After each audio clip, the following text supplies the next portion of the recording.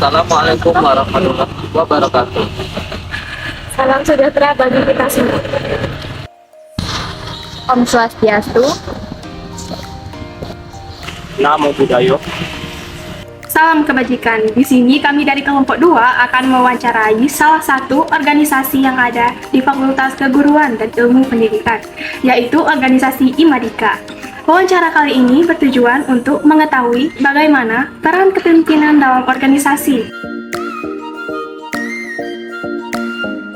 Untuk definisi pemimpin ya, pemimpin itu bukan yang siapa di depan atau siapa yang memimpin, tapi tentang kontribusi kita. Apa kontribusi kita terhadap suatu yang kita pimpin itu, apa yang membuat yang memberikan dampak untuk apa yang kita pimpin, terutamanya himpunan ya, gimana kita berkontribusi, gimana kita berperan di dalam itu, dan bagaimana kita merangkul orang-orang yang ada di lingkungan itu dan orang-orang yang berada di sekitaran lingkup itu.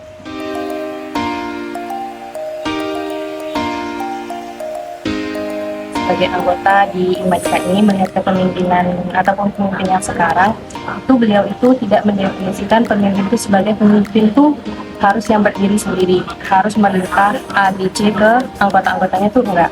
Dia lebih ke, dia tahu dia seorang pemimpin, dia tahu dia punya hak untuk memimpin, dia punya hak untuk memberikan perintah, tapi dia tidak sembarang menggunakan haknya itu.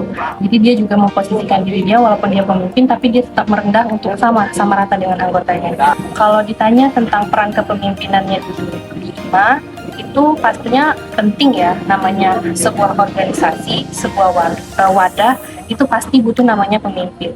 Tetapi pemimpin di sini juga nggak bisa sembarang orang bisa jadi pemimpin. Bukan nggak sembarang orang, kita semua bisa jadi pemimpin. Kita semua juga calon pemimpin di masa depan, tetapi nggak semua orang bisa menjalankan tanggung jawabnya ketika dia dipilih untuk jadi seorang pemimpin di suatu organisasi. Itu nggak mudah.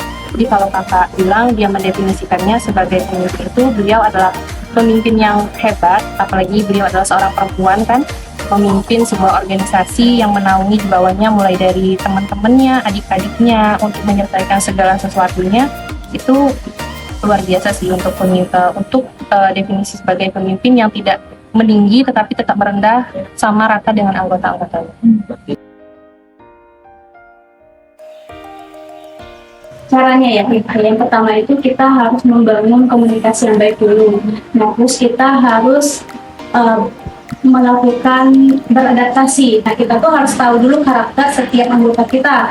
Adapun cara komunikasinya bisa dengan kita membuka forum ataupun membuka diskusi kecil-kecilan.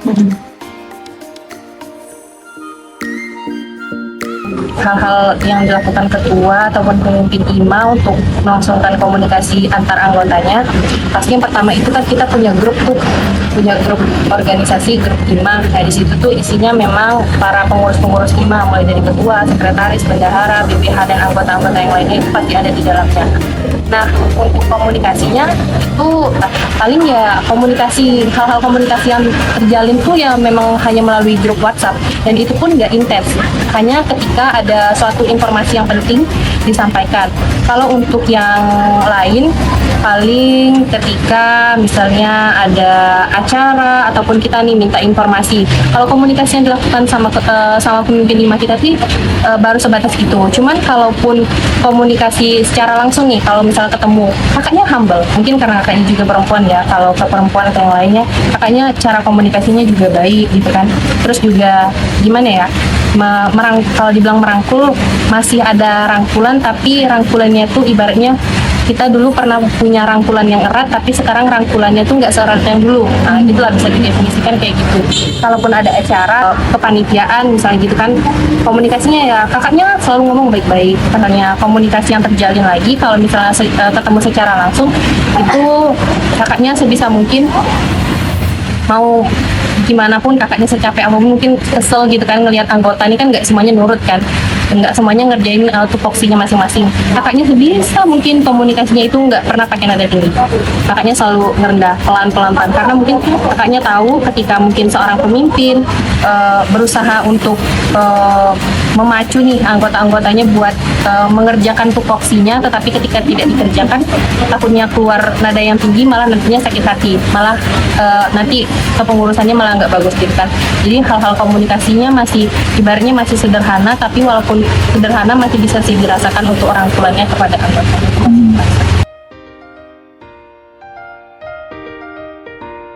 Untuk konflik itu tidak bisa kita hindari ya, dan terus apapun cara kita mengatasinya itu yang pertama kita lihat dulu nih masalahnya apa. Adapun dua kubu kita lihat dulu di sini, kita dengar dulu salah satu pihak, misalkan pihak ini gimana, pihak ini gimana.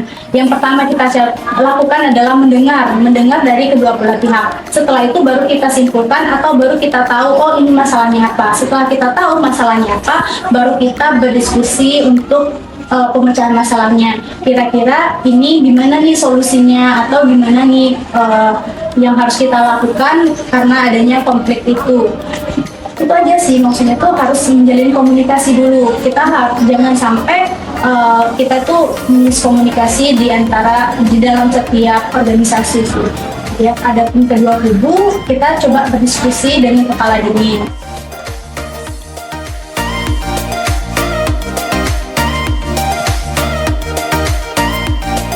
Gimana caranya dia menyikapi dari konflik itu? Sebenarnya kalau yang kakak tahu, namanya dia seorang ketua, namanya dia seorang pemimpin, dia pasti harus menyelesaikan namanya itu konflik.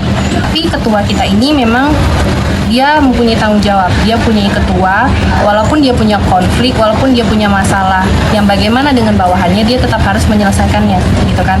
Gimana cara dia menyelesaikannya, sebenarnya nggak begitu tahu ya Kak, cuman kalau misal dilihat dari sekilas, mungkin memang mereka menyelesaikannya secara musyawarah. Musyawarahnya memang lebih ke antara BPH aja.